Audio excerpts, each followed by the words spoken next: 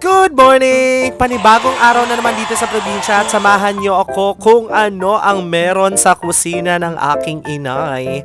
Bali kagigising ko lang dyan at naghahanap na ako agad ng pagkain. Bali na amoy ko na nga ang niluluto ng aking nanay kanina.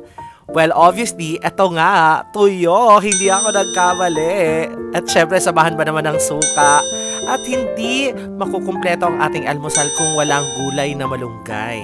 Bale, yung malunggay na yan, binili lang namin sa kapitbahay. Syempre, kapag walang malunggay na tanim, ang tanging gagawin lang ay bumili ng gulay sa kapitbahay.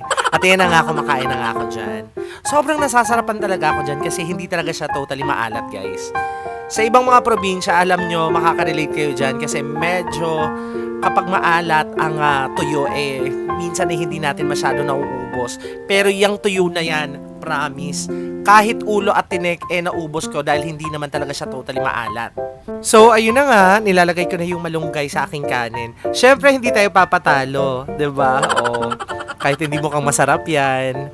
Yung mukha yung tinutukoy ko kasi hindi naman talaga masarap yung kumakain. Pero yung kinakain, yes, masarap yan. Lalo na't kapag sinabayan mo ng isang mainit na kanin. Trust me, mas masarap ang kain nyo kapag mainit ang kanin. May tanong ako sa inyo guys, pansin nyo ba na kapag nasa probinsya mas masarap yung kain nyo? Pero kapag nasa normal na bahay kayo hindi talaga? Comment on the comment section box below kung nararanasan nyo yan. Kasi para sa akin, iba talaga ang sarap kapag kumakain ka sa probinsya. Lalo na't kung yung nagluluto yung nanay mo. The best feeling in the whole wild world yan talaga. Ang okay no? So ayan, patuloy pa rin ako sa pagkain. Ewan ko, wala na akong masabi dyan kasi every time na nagbablog ako, mas gusto kong kumain kaysa sa magsasalita at nagsasalita ako. So, sana samahan nyo pa rin ako sa journey ko. Wala pa rin tigil sa kain si Owa Banana. Pero okay lang yan guys. Magda-diet na tayo kasi baka makapagalitan tayo ng manager natin. Char! O diba? Sarap na sarap yan. Okay, tapos na ako nyan kumain. Katatapos ko lang uminom ng tubig. Oh, wow! At yun na nga, naghuhugas na nga ako ng aking pinagkainan. Syempre, ikaw dapat ang maghugas, no? Alangan iba yung maghugas. My God.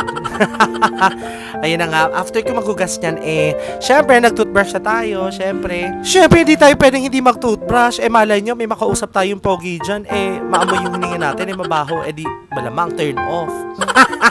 Diba? Okay na kung okay, basta't mabangong hininga, carry na yon. Di bali ng pangit, diba? At dyan na nga, nagtatapos ang ating journey sa ating breakfast sa probinsya. Kaya samahan nyo ulit ako sa susunod na ganap, a day in a life na walang kwenta, together with Owa Banana. Bye! Mwah! Love you guys! I-follow nyo ko sa social media. Bye! Love you guys! Mwah!